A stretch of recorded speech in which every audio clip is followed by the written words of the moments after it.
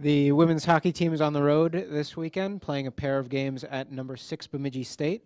Both Friday and Saturday's games will start at 2 p.m. The team will then hold its annual outdoor skate on Sunday at 11:30 a.m. at Vilas Park. Head coach Mark Johnson is here. We'll have some opening comments, then take questions. Hopefully it won't be 12 below next Sunday when you do that. That was a nice weekend to get back into competition. Thought we had practiced 7 or 8 days real hard, and it was time to play an opponent. And Friday afternoon, I thought our start, especially in the first period, was very positive. We had talked about it, and then we executed it. Both teams got players back for Sunday's games, and we knew it was going to be a little bit different game. And I thought Anne Renee played extremely well. We had some breakdowns within the Sunday's game, and she was able to sustain things, make a couple big saves, especially in the second period when we had a power play, and she stopped a breakaway. And then shortly after that, we capitalized on the power play to go up 2-0 instead of being 1-1. So give her a lot of credit for making some key saves within yesterday's game, and look forward to going up in a very competitive atmosphere up in Bemidji this weekend.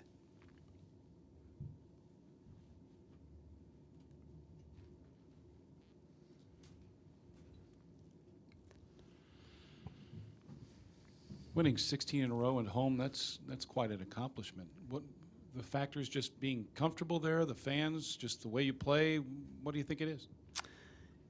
It's probably a combination of several things. I think as time has gone on, and our crowds have become consistent and they've become big, and certainly yesterday's crowd helps the players get excited to come on the ice, and the building's full. There's energy. You just feel good about yourself, and generally you probably play a little bit better. I know our 2 games against Minnesota, the same atmosphere. We had our band here, and it's just a fun atmosphere to play in. We don't see it a lot, especially on the road, and it's been fun to have it at home. So that's probably the biggest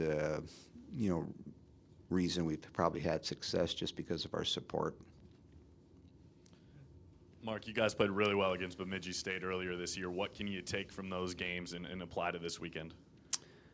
Well, you look for consistency. I thought yesterday's game, we had some uncharacteristic breakdowns within that game, and for me and the coaching staff, it's an opportunity, to sit down with the players tomorrow and some film and show them some things, and try to make some corrections for this weekend.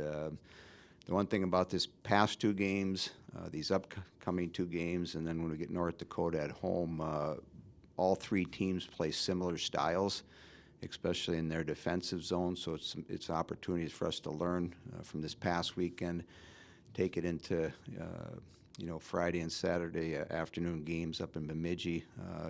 Their goaltenders played well the last couple of years. They've got a big senior class. They block a lot of shots.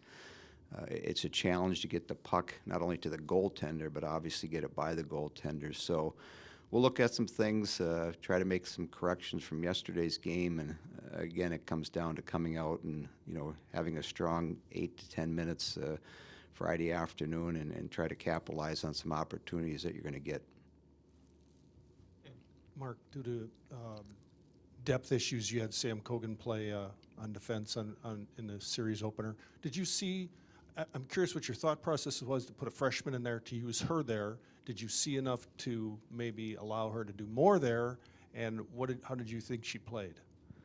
That was probably our biggest question Saturday when we came in before practice. Do you want to keep Sam there for Sunday's game, or do we want to move her back up into her forward position?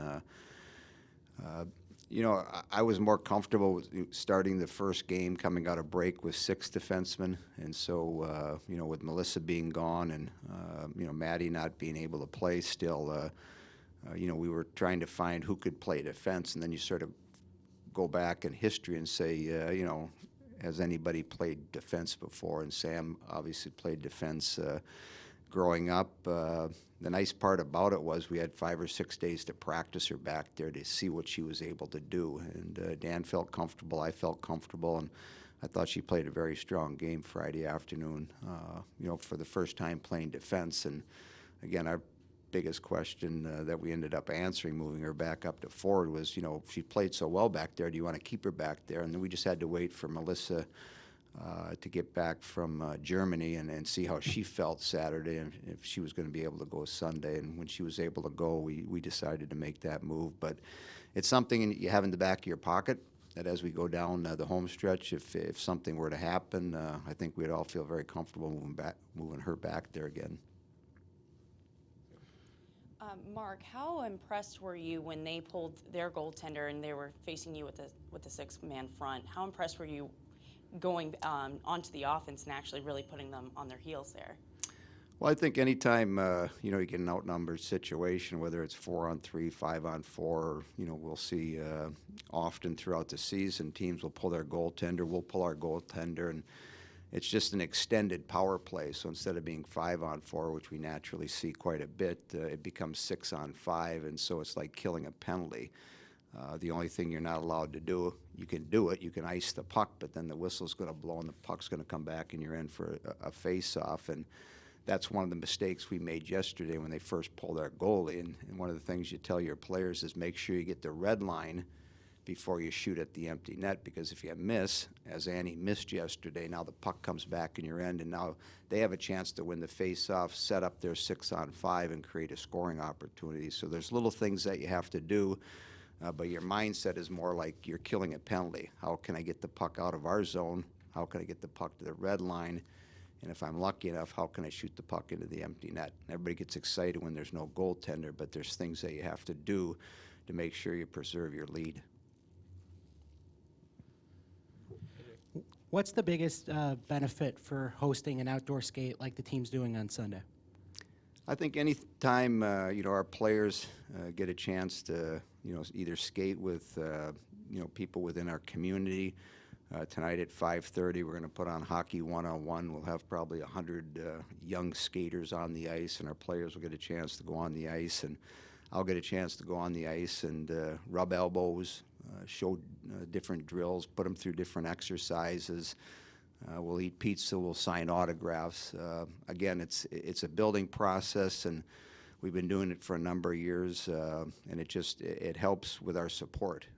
Our fans and the people that come to our game on a regular basis get a chance to go one-on-one, meet our players with their helmets off, and actually get to know our players. And it's just you know, building a relationship with our fans and building a relationship with our women hockey players within our community here in Madison. Anything else for Coach? All right. Thank you. Thanks, Mark.